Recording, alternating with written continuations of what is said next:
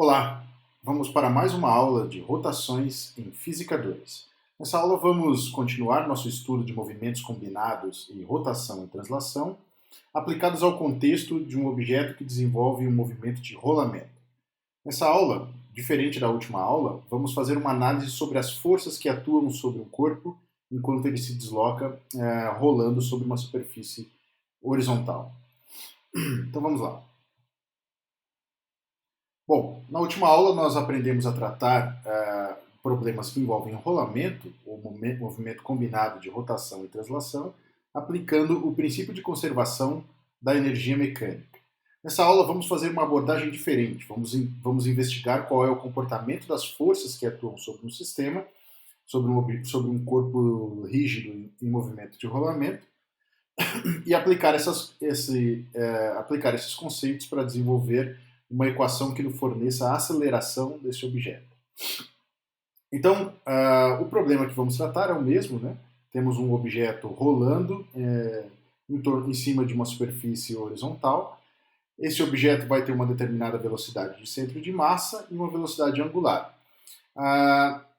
Agora, nós vamos aplicar a segunda lei de Newton para esse tipo de movimento, também analisando uma divisão entre os movimentos de translação e rotação.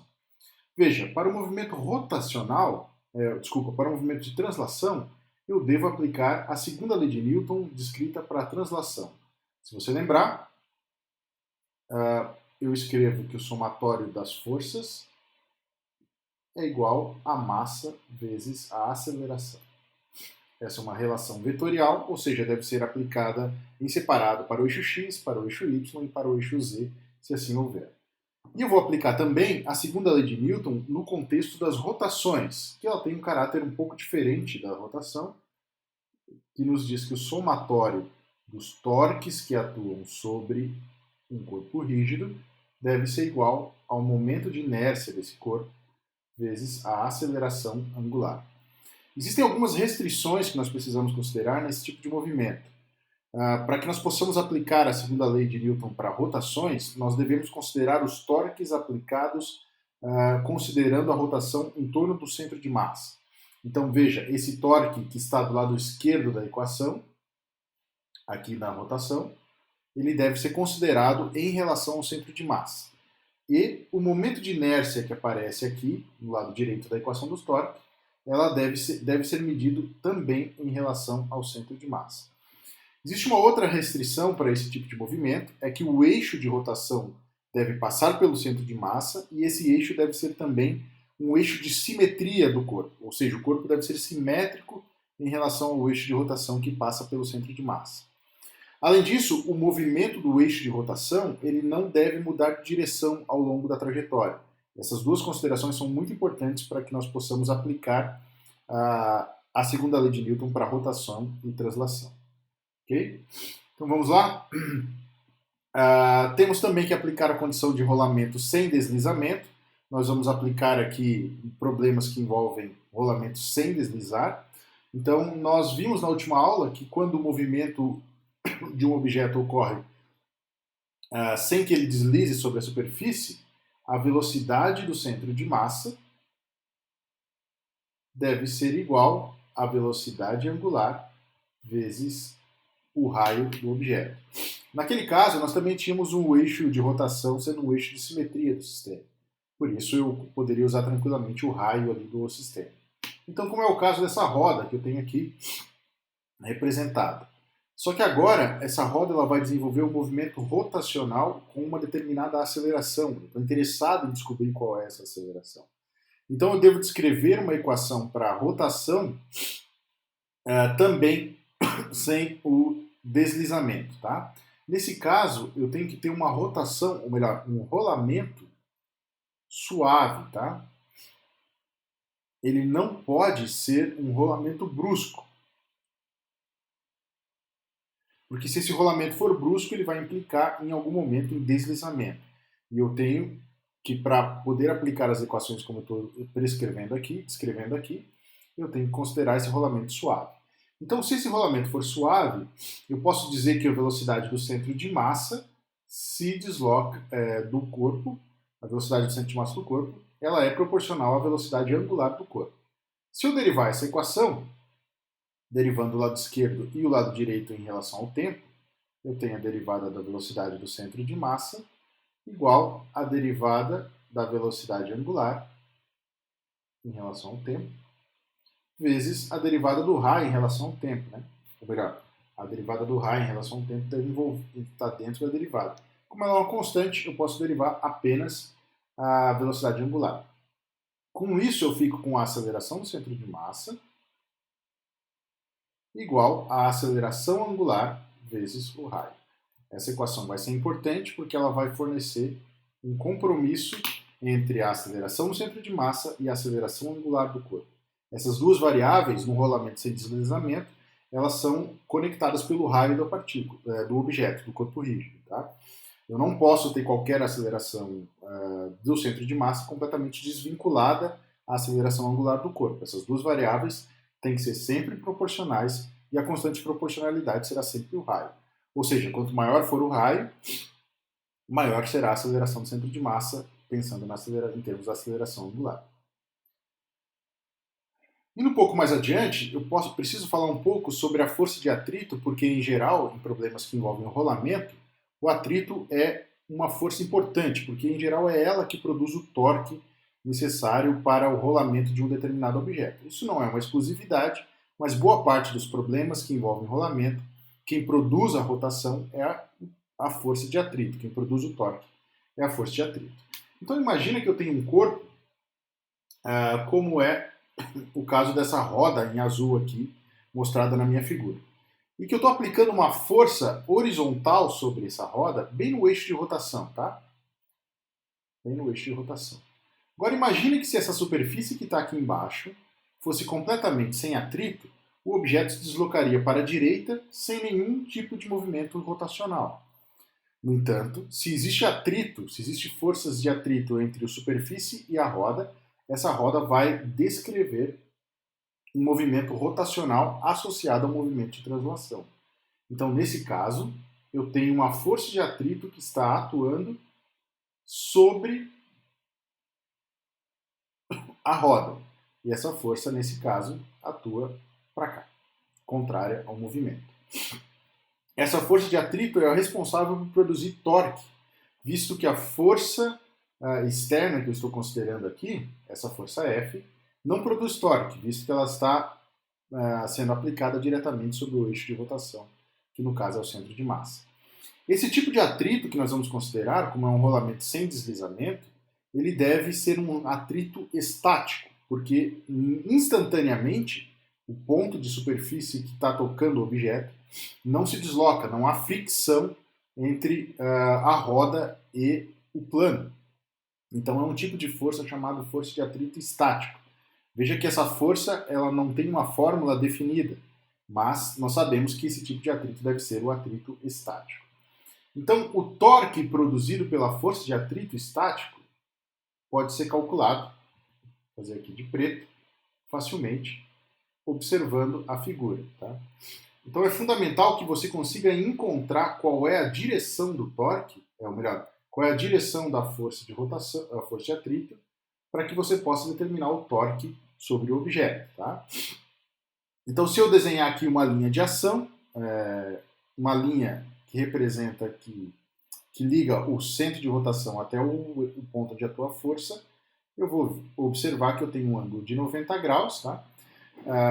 E nesse caso, eu vou dizer que o torque será igual à força de atrito estático vezes o braço de alavanca. Nesse caso, o braço de alavanca é justamente o raio dessa roda.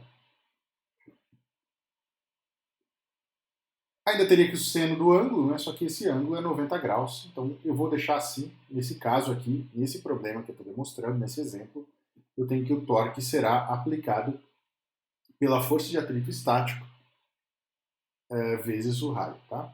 Esse é o torque que faz o objeto rolar. Então eu tenho essas duas forças. Além disso, eu tenho a força normal, que ela atua aqui perpendicularmente à superfície do plano, né? Então ela aponta para cá. Como ela está na direção do raio, ela não produz torque também. E depois eu tenho a força-peso, que atua exatamente sobre o centro de massa, mas também não vai produzir torque. Então, dentro dessas quatro forças, a força externa F, a força de atrito estático, a força normal e a força peso, a única força que é capaz de produzir torque sobre o corpo rígido é justamente a força de atrito estática que atua nesse corpo aqui. Ok? Bom, eu também tenho situações onde eu tenho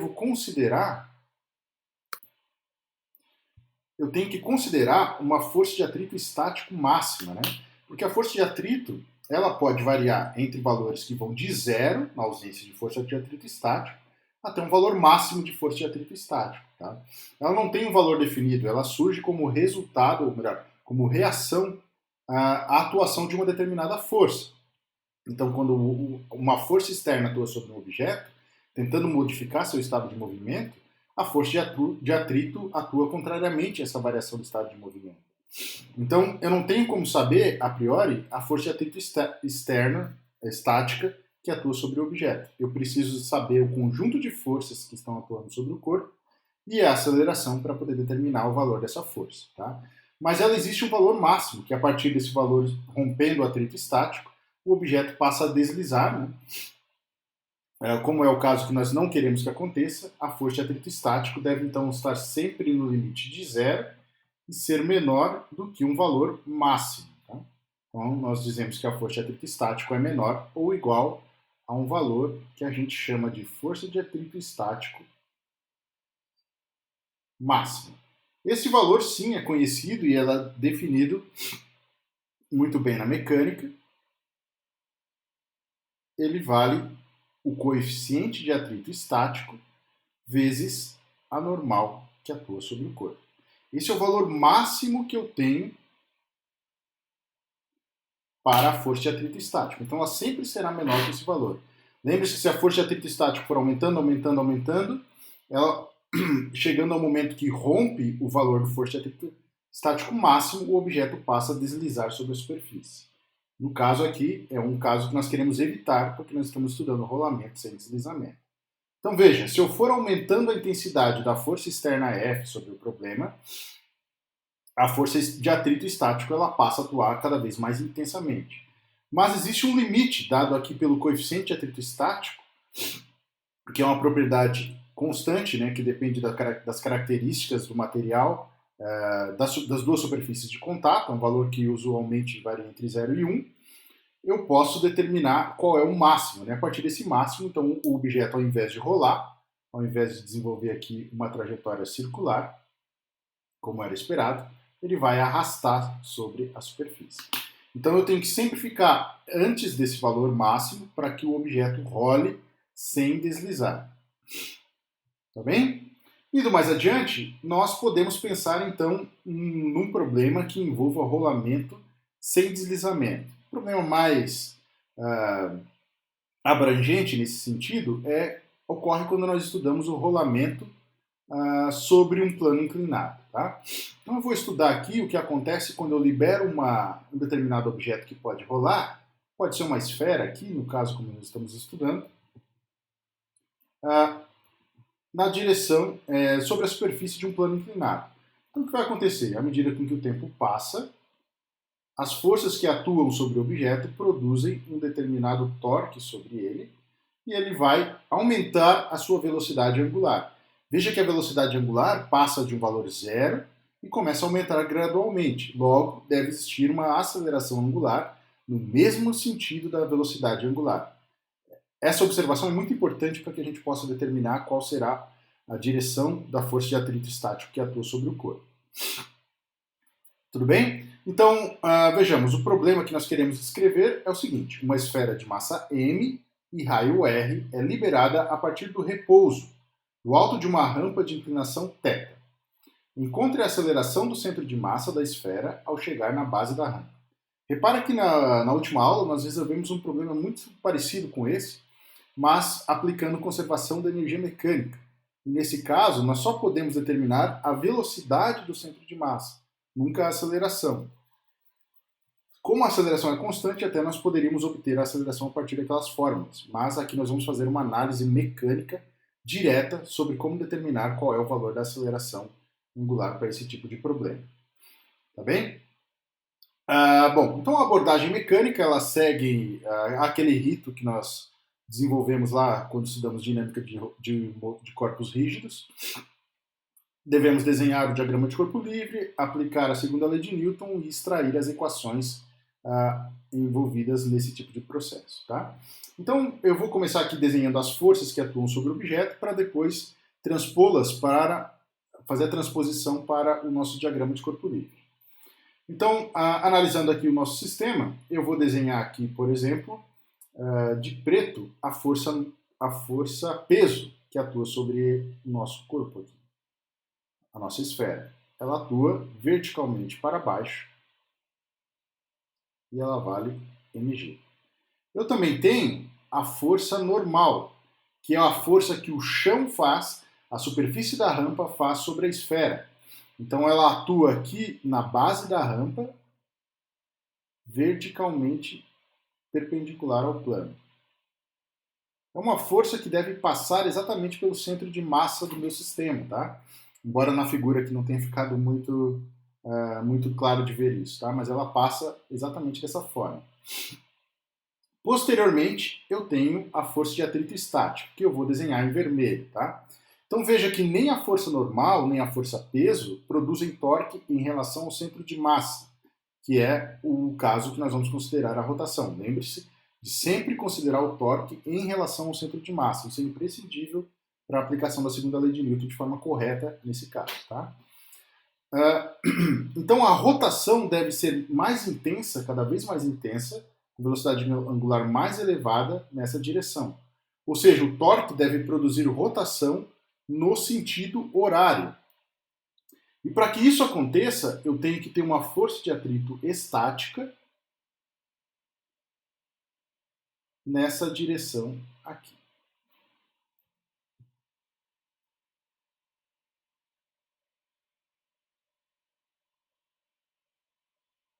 Chamamos então de força de atrito estática. Essas são as três forças que atuam sobre o corpo: a força peso, a força normal e a força de atrito estática.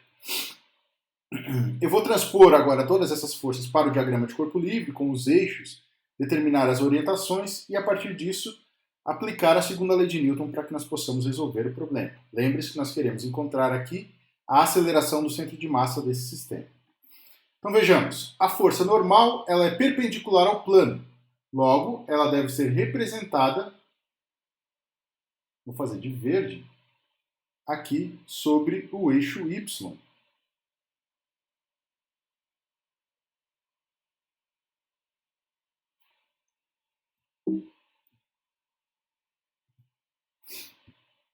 A força peso, vou fazer de preto,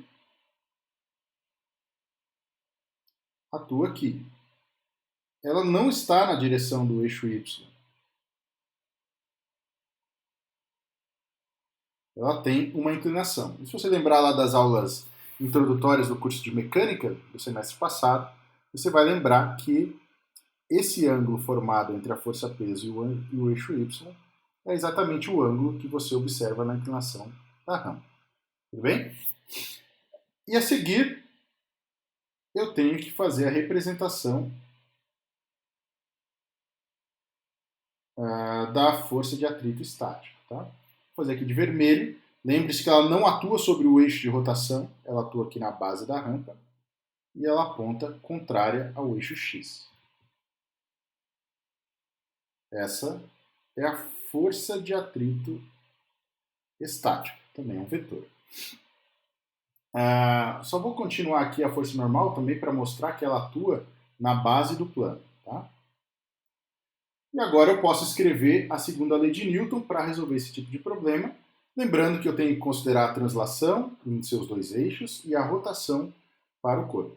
A direção dos eixos eu já coloquei aqui no meu diagrama de corpo livre, então eu disse que o eixo X está orientado da esquerda para a direita, como positivo, e o eixo Y de baixo para cima, aqui perpendicular ao plano da rampa, tá bem? A rotação eu vou considerar como positiva quando ela ocorrer aqui no sentido horário, tá? Então essa rotação será positiva no sentido horário. Porque eu sei que a aceleração angular estará nessa direção. E aí fica mais fácil de resolver o problema. Então vamos lá. Agora podemos aplicar a segunda lei de Newton, olhando aqui para o nosso diagrama de corpo livre. Eu tenho duas equações para considerar para a translação. A translação em torno do eixo x e a translação em torno do eixo y. Eu vou começar aqui fazendo a dedução para translação em torno do eixo y. E aí eu escrevo, então, o somatório de forças igual a massa vezes a aceleração. Então, vamos lá. Somatório das forças em y é igual a massa vezes a aceleração do centro de massa em torno do eixo y. Veja que isso deve ser normal menos a projeção da força-peso no eixo y, seria essa projeção aqui, ou seja, mg cosseno θ,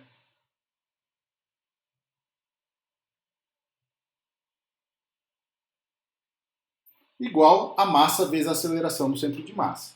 Veja que nesse caso, durante o movimento, a esfera não se desloca, não se descola do plano inclinado. Portanto, a aceleração do centro de massa no eixo y será zero. Essa equação é importante, porém não é muito necessária agora. Vamos usá-la mais adiante. Para o eixo x, eu faço uma análise semelhante.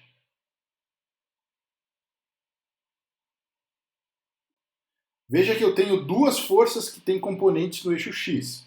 Eu tenho a componente no eixo, na direção x da força-peso, seria essa projeção aqui, projetada aqui no eixo x, ou seja, mg seno θ.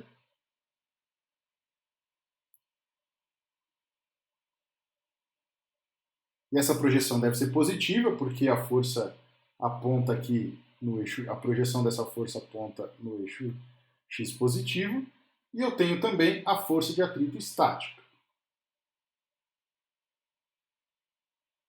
Isso deve ser igual a massa vezes a aceleração do centro de massa.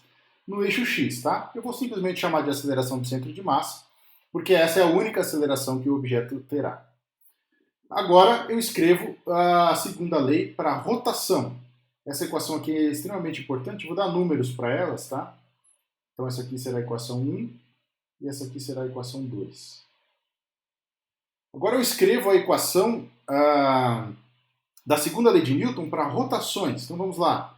O que diz a segunda lei de Newton quando eu analiso o movimento rotacional? Somatório dos torques que atuam considerando a rotação em torno do centro de massa, igual ao momento de inércia do corpo em relação ao eixo que passa pelo centro de massa, vezes a aceleração angular do corpo. Essa é a segunda lei. Agora vamos examinar as forças aqui para perceber quais são as forças que produzem torque e quanto vale o torque aplicado. Então vejamos, a força-peso é um vetor que está aqui. A força-peso atua exatamente sobre o centro de massa de um objeto. Portanto, ela é incapaz de produzir torque em relação ao centro de massa. Então não tem torque para ser considerado. A força normal, ela atua de forma antiparalela ao raio, né? Veja que o raio estaria aqui e a força normal aponta para cá, a um ângulo de 180 graus. Quando eu fizer o cálculo do torque, eu também teria torque produzido pela normal igual a zero. Resta, então, o torque produzido pela força de atrito estático, que está aqui. Veja que ela é perpendicular ao raio, tem um ângulo de 90 graus aqui. Portanto, o torque produzido por ela tem valor máximo, né? O torque vale força de atrito estático vezes o raio, que é o braço de alavanca. Isso é igual à inércia do corpo em relação ao centro de massa vezes a aceleração angular. Essa equação é extremamente importante e eu vou chamá-la de equação 3. Ok? Equação 1. Segunda lei de Newton aplicada no contexto, aplicada sobre o eixo y. Equação 2. Segunda lei de Newton aplicada sobre o eixo x. E equação 3. Segunda lei de Newton aplicada para rotações. Agora eu vou utilizar essas três equações juntas para determinar qual é a aceleração do centro de massa do corpo. Veja que a equação 2 e a equação 3, elas aparecem com as mesmas variáveis, ou com variáveis que estão relacionadas, né? Eu tenho a força de atrito estático aqui, tenho a força de atrito estático aqui. Tenho a aceleração do centro de massa aqui, tenho a aceleração angular, que estão ligadas, tá? Então eu posso escrever a equação da rotação, por exemplo, isolando a força de atrito estático, para depois substituir aqui na equação 2. Isso é exatamente o que eu vou fazer. Então vejamos. Pegando a equação 3,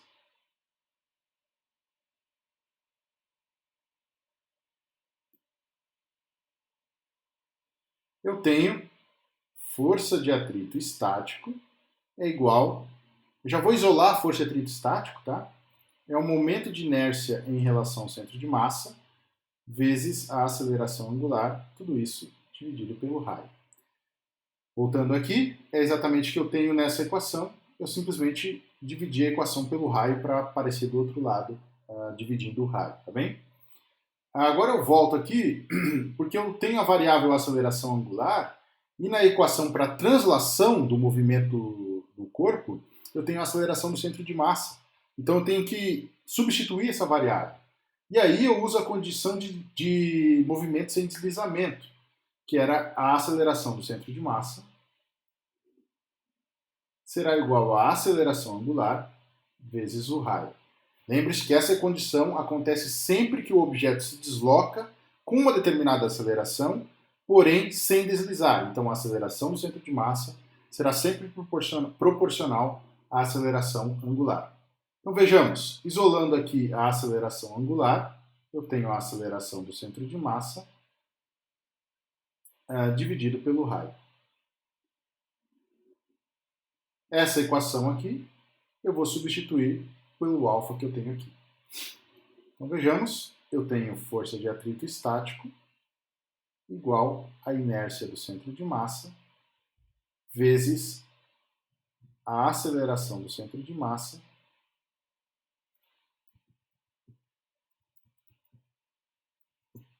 vezes a aceleração do centro de massa, tudo isso dividido por r elevado ao quadrado. Por que quadrado? R eu já tenho dessa fórmula, e esse aqui, quando eu fizer a substituição, vai aparecer r ao quadrado.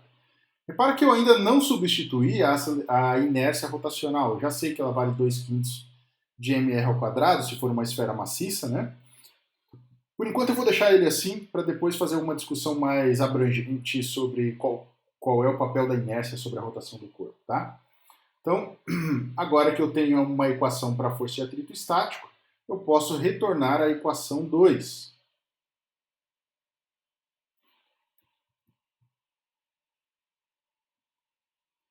Voltando ao que dizia a equação 2, ela é essa equação aqui, ó. mg seno θ menos força de atrito estático igual a massa vezes a aceleração do centro de massa. E eu vou escrever ela novamente, simplesmente substituindo aqui a força de atrito estático pelo valor que eu tenho calculado aqui. Então, como é que fica? Fica bem simples, tá? Vai ficar mg seno de θ, esse θ é a inclinação da rampa, menos força de atrito estático, que é o que eu tenho ali em cima. Então, eu vou substituir isso por inércia do centro de massa vezes r ao quadrado vezes a aceleração do centro de massa. Isso tem que ser igual a massa vezes a aceleração do centro de massa.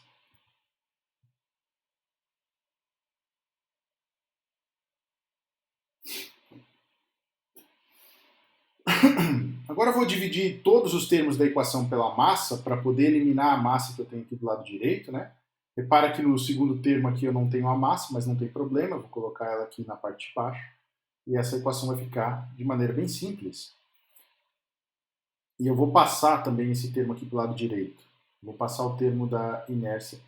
Esse termo aqui eu vou passar para o lado direito também. Então, dividindo tudo pela massa, eu vou ficar com aceleração, ou melhor, g seno θ,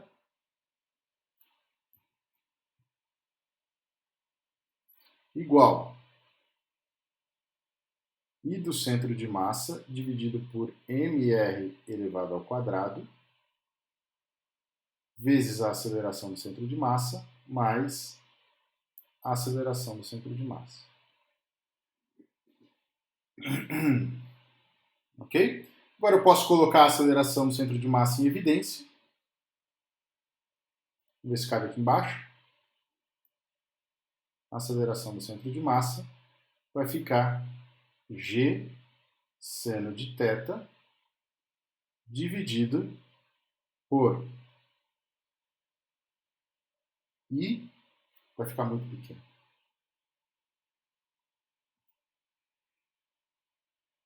Vou fazer na próxima folha. Repetindo então, a aceleração do centro de massa vai ficar g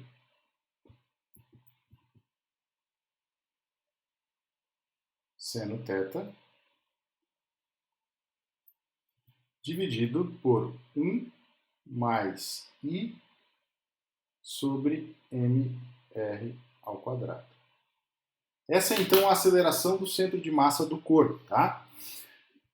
Por que eu deixei a inércia do centro de massa aparecendo aqui? Lembre-se que essa inércia é em relação ao centro de massa. Porque agora fica mais fácil eu comparar o que acontece com a inércia, né?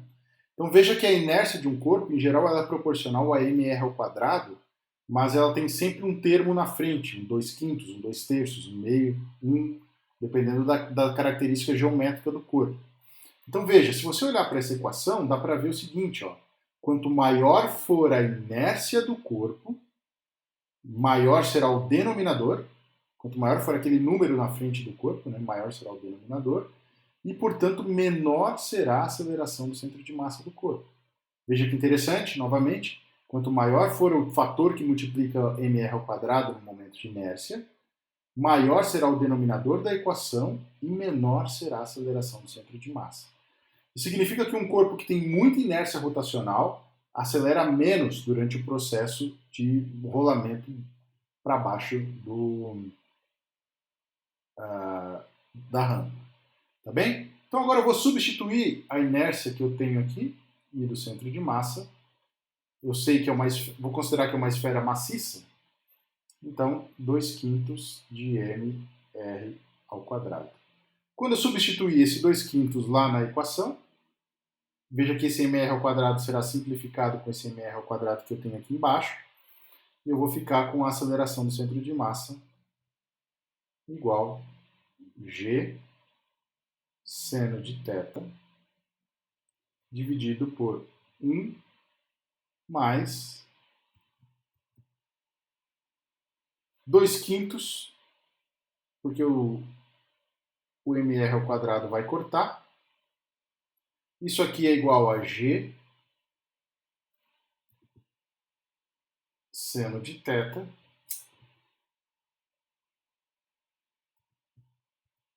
dividido por 1 mais 2/5 é 5/5 mais 2/5, então é 7/5.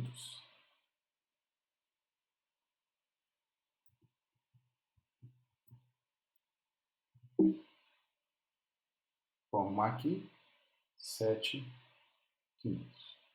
Portanto, a aceleração do centro de massa dessa esfera rolante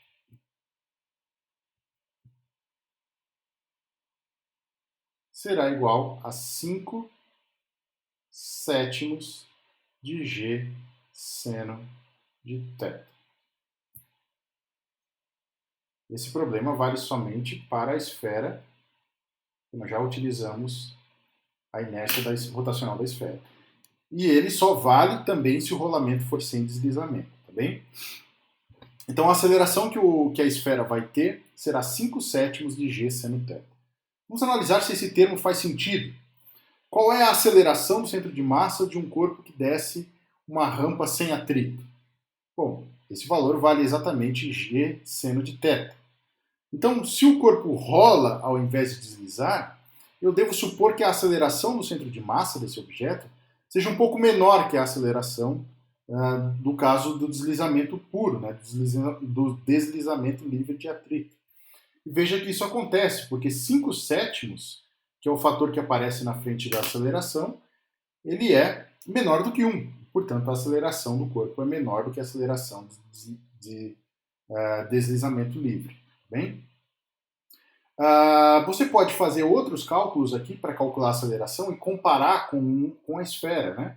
Você poderia colocar, por exemplo, uma esfera oca, e aí você tem outro momento de inércia, você vai ter uma outra aceleração.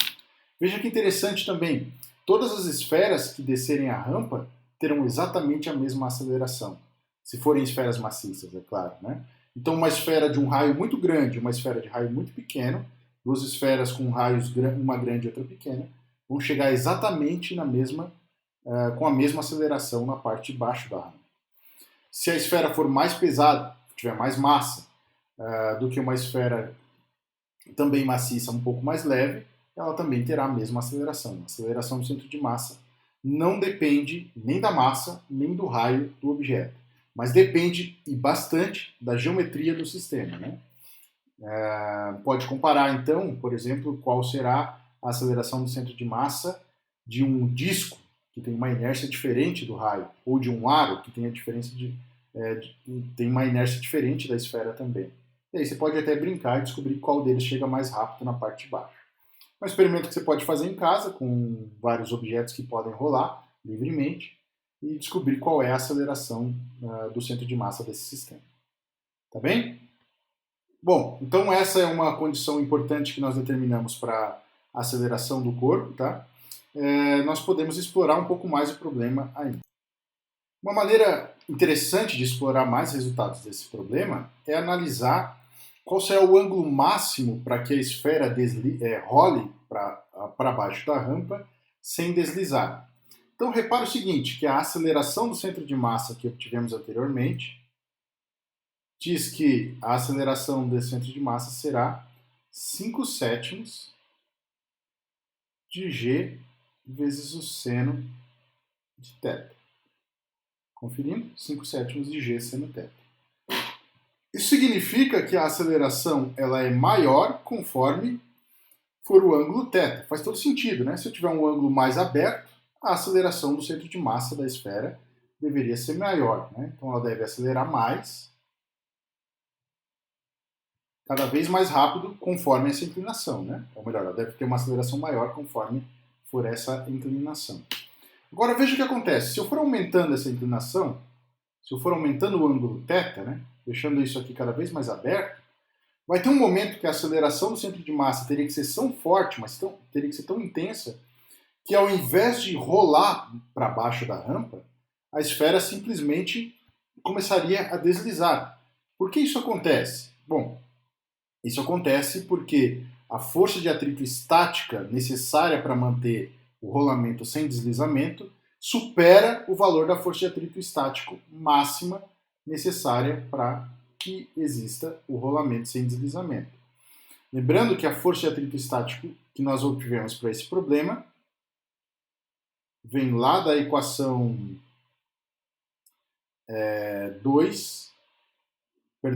3, ela vale a inércia do centro de massa sobre r ao quadrado vezes a aceleração do centro de massa sobre r ao quadrado. Essa é a equação 3 modificada, tá? Voltando aqui no slide anterior, aqui. É essa equação que eu estou utilizando lá. Então veja, a força de atrito estática ela é maior conforme for maior a aceleração do centro de massa. Então se a aceleração do centro de massa fica elevada, a força de atrito estático tem que crescer também.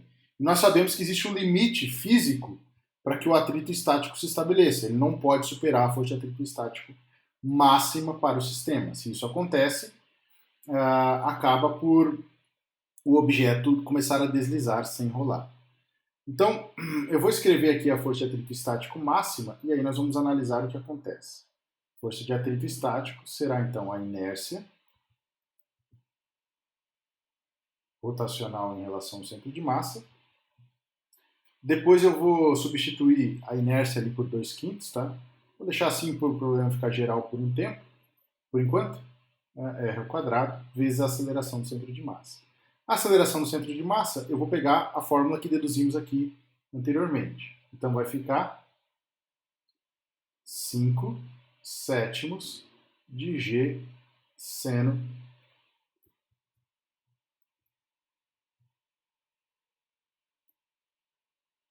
de θ. Agora que eu usei aqui a equação que se refere a uma esfera, então eu já vou fazer a substituição do momento de inércia da esfera, tá? Para ficar um pouco mais fácil. Então a inércia da esfera vale 2/5 de mr ao quadrado vezes 5/7 de G seno θ. O que eu fiz? Apenas substituir a inércia rotacional da esfera em relação ao centro de massa pelo valor tabelado, que é 2/5 de mr ao quadrado. Faço algumas simplificações, esse 5 eu posso cortar com esse 5. Eu tenho, faltou aqui um r ao quadrado na parte de baixo, que ele tem aqui da fórmula, né? Esse termo aqui, eu tinha esquecido de colocar. Já corrigindo, coloco ali. Eu vou ficar com a força de atrito estático máxima igual a 2/7 de mg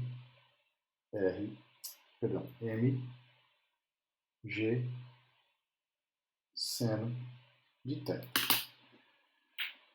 Essa é a força de atrito estático máxima que eu tenho, que pode, é a força de atrito estático que atua sobre o corpo para qualquer que seja o ângulo θ, desde, é claro, que exista, que o ângulo θ seja inferior a um valor máximo, né, para que esse valor máximo mantenha a condição de rolamento sem deslizamento.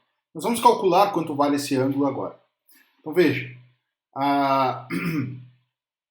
quando θ, então veja novamente aqui, vou enfatizar essa questão.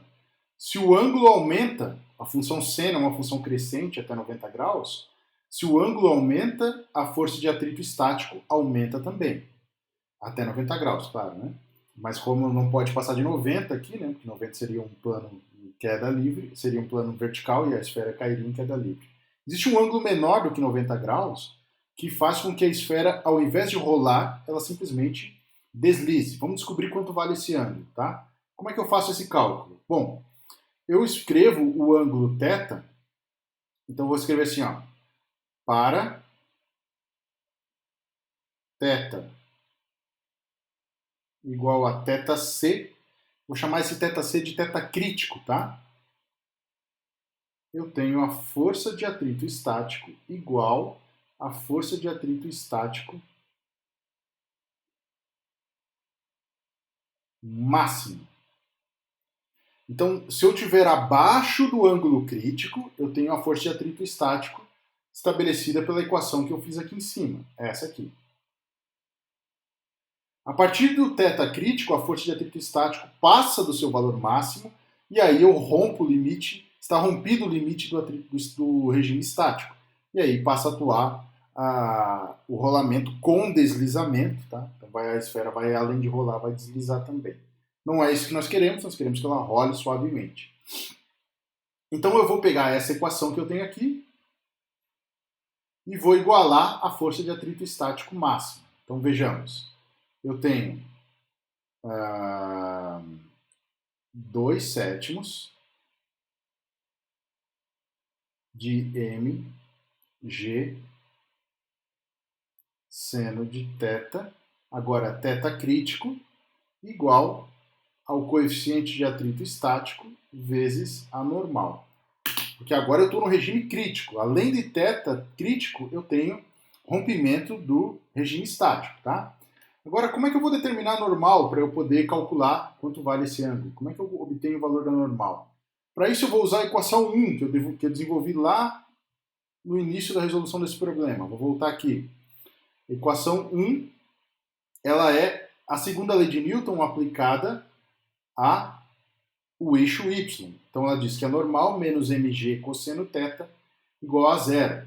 Significa que a normal tem que ser igual a mg cosseno de θ, para que essa equação seja sempre nula, ok? Então eu volto lá para a equação que eu estou desenvolvendo e substituo a normal por mg cosseno de θ. Vou fazer aqui embaixo antes de mudar. Vamos mudar para a próxima página, para ficar mais fácil. Então eu tenho 2/7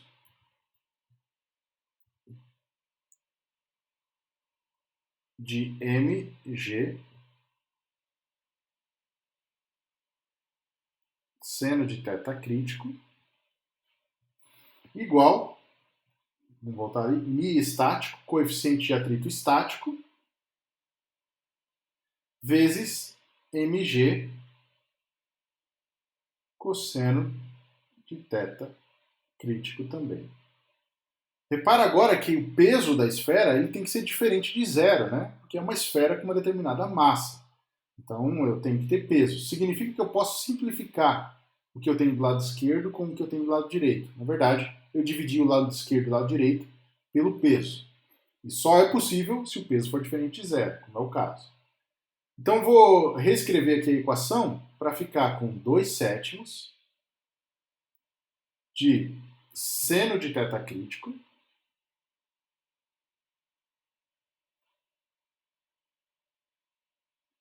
igual a μ estático cosseno de θ crítico. Então essa equação vai ser diferente para cada um dos coeficientes de atrito estático que eu tenho. Né? Eu posso ter vários coeficientes de acordo com as superfícies que estão atuando sobre o objeto. Então eu posso agora juntar aqui seno e cosseno, né? Do lado esquerdo eu fico com seno de θ crítico sobre cosseno de θ crítico igual a 7/2 do coeficiente de atrito estático. Seno sobre cosseno, uma identidade trigonométrica, isso vale tangente, é a definição de tangente.